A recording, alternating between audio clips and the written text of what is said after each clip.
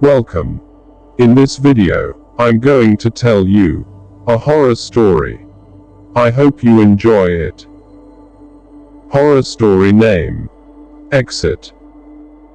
I know this road better than I know myself. I know each of Interstate 85's 250 odd miles. I know that it takes me an average of 3 hours and 26 minutes to drive west from Charlotte to Atlanta, and an average of 3 hours and 29 minutes to make the same trip going eastward. I know the price of gas at a dozen stands, and the closing hours of each fast food shack and greasy diner. I know the curves of each low hill, and I know each stand of pine and oak trees. I know the stretching dark of the long winter nights, and the wet heat of the summer breeze. I know these things well, because they are the totality of my existence now. I know the names of each exit, westward and east. Batesville, Poplar Springs, Spartanburg. They tick through my head as I pass, but the Silver Creek Road exit is never among them. In 3 years of this endless loop, it has never appeared again. If I ever begin to doubt that it will, then I have nothing left. The Silver Creek Road exit doesn't exist on any map, or at least, it no longer does. It may have once, but like the road itself, it has been razed from the earth, and from all memory and record. At the beginning, I spent long anxious days, poring over old surveying maps and neighborhood planning documents, searching in vain for any sign of the road, or the exit I knew I had taken. When there was nothing left in the libraries and city halls to comb through, no meek county official left to interrogate, wide-eyed and frothing, then I began the drive. I've been through 2 cars, and have burned through my savings, and now survive off a stack of rapidly vanishing credit cards. I have no address to receive bills, and no intention of paying, and have been filling my trunk with small plastic gallon jugs of gas. While the cards are still accepted, when this filthy and battered Oldsmobile gives up the ghost at last, I suppose I will have to learn to hitchhike. I first took the Silver Creek Road exit 3 summers ago, on that last night that I was with Bobby. I have it in my head, just a few frozen frames of that ride left, her black curls bouncing like springs in the evening breeze, her gap-toothed and freckled smile, and the slow summer crossing into night. We'd made that drive together a dozen times, between our apartment in Atlanta and her brother in Charlotte. There was nothing remarkable that night. We simply ran low on gas, and took the first exit we came across. I remember vividly passing beneath the green and sparkling white letters of the exit sign, and onto the sharp curve of the road. The street turned perpendicular to the light and noise of the highway into the inky darkness of the pine trees. Nothing remarkable to separate it from 100 other country roads, but as the lights of the car penetrate the darkness, a vague and trembling disease passed through me.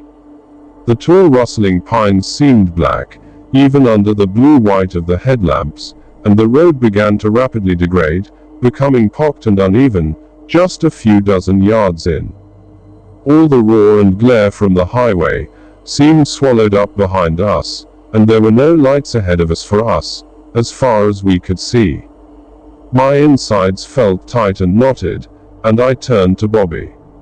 She had her skinny legs tucked in her chest, and looked at me quizzically, one eyebrow raised, with a small crooked smile. Her small bravery seemed to dissipate the chill that had been steadily rising in me. I looked forward to the road. I felt a sudden sharp pressure on my chest. Stretching out in front of the one light of the headlamps, the road ended. There was a small field of shattered asphalt slabs, and then the forest swallowed up every trace under a blanket of rotting pine needles. Something twinkled brightly between the trees, and I strained to pick it out of the darkness. It was the smooth chrome of a bumper, attached to a pitted and rusted car, completely enclosed by the towering pines. A wave of panic and disorientation crawled down my scalp, and my knuckles went white on the wheel. Bobby placed her hand on my shoulder and gently squeezed once. She said, firm and evenly, "We need to turn around now, honey." There was a tremulous quality to the last word, as the surreal darkness seemed to further constrict around us. I heard her take a little gasp of air. I began to turn the wheel, when I realized how narrow the road had become. There had been 2 lanes when we started, I was sure of this, but the forest seemed to be pressing against both sides of the car, far too narrow to turn around. Blood pounded in my temples, and I threw the car into reverse. The boughs of the trees scraped against both sides, soft whispering scratches from the needles, and the soft thuds of thicker branches. Bobby held her hand on my knee, calming and reassuring, even as panic threatened to overwhelm me. I could see the highway moments later, a thin cloud of hazy illumination over the rise behind us, and the forest seemed to part like a curtain. Bobby released her breath, and giggled softly, and I felt a wave of elation wash over me. I turned to her to share relieved smiles, and I locked with her dark eyes, when the siren sounded, once and sharp in the silence, and bright blue and red strobes flashed through the window. The police cruiser was parked in the center of the road, crouched low and silent, like a predator. The familiar red and blue flicker bathed the street in weird crooked shadows. As I turned off the engine, there was the slam of a car door, and I could hear the heavy thud of boots on the road, pacing towards us. The comforting normalcy of the sight of a police officer began to drain away, as he approached in the dark. He carried no flashlight, and I saw his gloved hands, hanging straight at his sides, in the side mirror, as he walked towards me.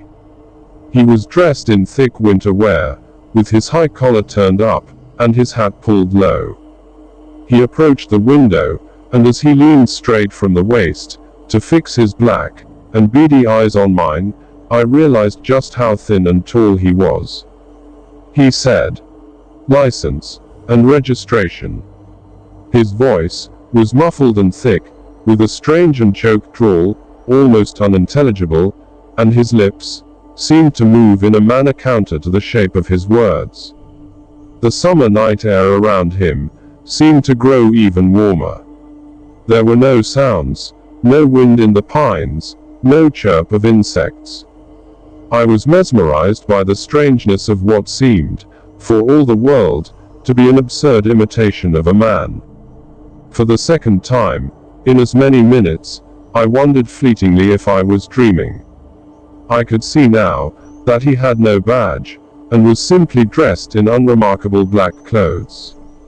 The overwhelming fog of dread and panic seemed to condense all at once around me, and the singular animal command to flee, at once, drove my hands forward towards the keys.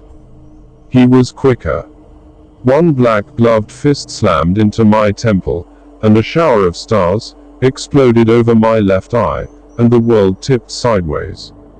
I remember him dragging me from the car, the shocking heat in his grasp seeming almost to burn.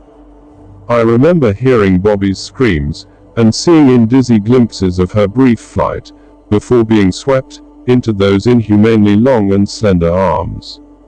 One glove came off in the struggle, and I saw the pale white hand, like an immense knobby spider, each leg tipped with a black and curved talon. The world swam around me, wild and burning, and I struggled to move my limbs. Bobby was limping in his arms as he approached me again, and I struggled weakly to my feet. Our eyes met in the red and blue strobe. He looked nothing like a man now. His once pale mockery of humanity was stretching and distending away into some unthinkable shape. He did a very human thing then, and smiled, lips peeling back to reveal rows of thin white needles. I was running before I knew it, bolting dizzy, and weaving down the road. I was vaulting across the shoulder of the highway, when my rational mind clawed its way to the surface. And then, I started screaming. Coward! I'm a coward! My legs shuddered to stop, and sudden painful guilt flooded my lungs like fluid, and stole my breath. Bobby's face loomed in my vision, and I felt a profound and clear shame pressing down on me. That's when the car struck me, sliding on locked and screeching tires. I was tossed into the concrete median, striking the back of my skull. I woke up 3 days later, wrapped in plaster, and flooded with morphine. Gaffney, Blacksburg, Kings Mountain. The exits pass by each one, decreasing the chance of seeing Silver Creek Road exit on this go-around. It was impossible to accept those first few days of maddening research, that Silver Creek Road had simply vanished, and so I made the drive myself, carefully reading each sign. When it failed to manifest itself, I made the drive again, this time at night. And then again. Sometimes, there's a zen-like quality to the repetition, the familiar patterns of predictability and order. The immutable order of the land, the locked procession of towns and trees is comforting, as it continues to grind my hope away, like a millstone. Most days, I can believe and accept that Bobby is gone. There is always that shadow of doubt, that crystalline thread of hope, but it feels hollow in my hands now. There is one thing I must believe. If it appeared to us once, it will be to me again. And if I can find that pale horror in a man's skin, I will kill it. If the bullets fail, I need only a few moments to ignite the trunk's cargo, and to lure murdering things to me. I swear to the stars, I will never stop looking. Thank you for watching. I hope you liked this horror story. See you in a new horror stories.